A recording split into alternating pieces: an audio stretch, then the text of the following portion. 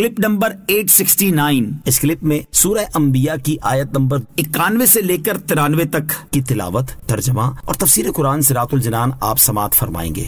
بسم اللہ الرحمن الرحیم۔ ترجمہ، اللہ کے نام سے شروع جو نہایت مہربان رحمت والا ہے۔ والتی احصنت فرجها فنفخنا فيها من روحنا وجعلناها وابنها آية للعالمين۔ ترجمہ، اور اس عورت کو یاد کرو جس نے اپنی پارسائی کی حفاظت کی تو ہم نے اس میں اپنی خاص روح پھونکی اور اسے اور اس کے بیٹے کو سارے جہان والوں کے لیے نشانی بنا دیا۔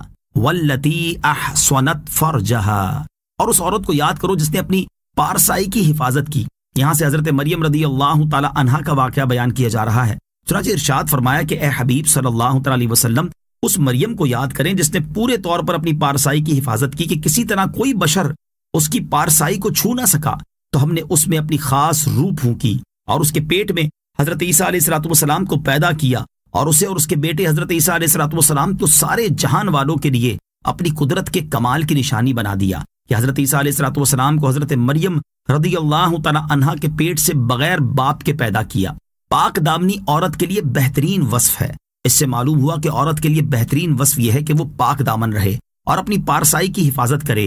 پاک دامن رہنے والی عورت کے بارے میں حضرت انس رضی اللہ تعالی عنہ سے روایت ہے، نبی اکرم صلی اللہ تعالی علیہ وسلم نے ارشاد فرمایا، عورت جب اپنی 5 نمازیں پڑھے، اپنے ماہ رمضان کا روزہ رکھے، اپنی پارسائی کی حفاظت کرے اور اپنے شوہر کی اطاعت کرے تو جنت کے جس دروازے سے چاہے داخل ہو جائے۔ اور حضرت ابو ہریرہ رضی اللہ تعالی عنہ سے روایت ہے، رسول کریم صلی اللہ تعالی علیہ وسلم نے ارشاد فرمایا، جو عورت اپنے رب سے ڈرے، اپنی پارسائی کی حفاظت کرے اور اپنے شوہر کی اطاعت کرے تو اس کے لیے جنت کے 8 دروازے کھول دیے جائیں گے اور اس سے کہا جائے گا کہ تم جس دروازے سے چاہو جنت میں داخل ہو جاؤ۔ ان هذه امتكم امة واحدة وانا ربكم فاعبدون۔ ترجمہ، بے شک یہ اسلام تمہارا دین ہے، ایک ہی دین ہے اور میں تمہارا رب ہوں تو تم میری عبادت کرو۔ ان هذه امتكم، بے شک یہ اسلام تمہارا دین ہے۔ ارشاد فرمایا کہ اے لوگو، بے شک یہ اسلام تمہارا دین ہے اور یہی تمام انبیاء کرام علیہ السلام کا دین ہے۔ اس کے سوا جتنے ادیان ہیں وہ سب باطل ہیں اور سب کو اسی دین اسلام پر قائم رہنا لازم ہے، اور میں تمہارا رب ہوں، نہ میرے سوا کوئی رب ہے، نہ میرے دین کے سوا اور کوئی دین ہے، تو تم صرف میری عبادت کرو۔ وَتَقَطَّعُوا أَمْرَهُمْ بَيْنَهُمْ كُلٌّ إِلَيْنَا رَاجِعُونَ۔ ترجمہ، اور لوگوں نے اپنے دین کو آپس میں ٹکڑے ٹکڑے کر دیا، سب ہماری طرف لوٹنے والے ہیں۔ وَتَقَطَّعُوا أَمْرَهُمْ بَيْنَهُمْ، اور لوگوں نے اپنے دین کو آپس میں ٹکڑے ٹکڑے کر دیا۔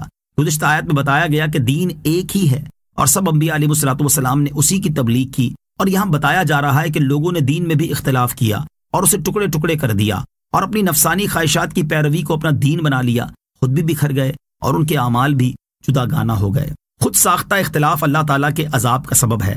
خیال رہے کہ انبیاء کرام علیہ السلام کے دینی اعمال مختلف رہے، مگر ان کا یہ اختلاف اللہ تعالیٰ کے حکم سے تھا جس میں ہزارہا حکمتیں تھیں، اس لیے اختلاف پکڑ کا باعث نہیں بلکہ لوگوں کا خود ساختہ اختلاف اللہ تعالیٰ کے عذاب کا سبب ہے۔ لہذا آیت بالکل واضح ہے، کل الینا راجعون، سب ہماری طرف لوٹنے والے ہیں۔ یہاں دین کو ٹکڑے ٹکڑے کرنے والوں کو خبردار کیا جا رہا ہے کہ دنیا میں تو جو تمہارے جی میں آتا ہے کر لو، لیکن یاد رکھو کہ قیامت کا دن آنے والا ہے اور اس دن تم سب کو ہماری طرف لوٹنا ہے۔ اس وقت تمہیں ہر چیز کی حقیقت معلوم ہو جائے گی۔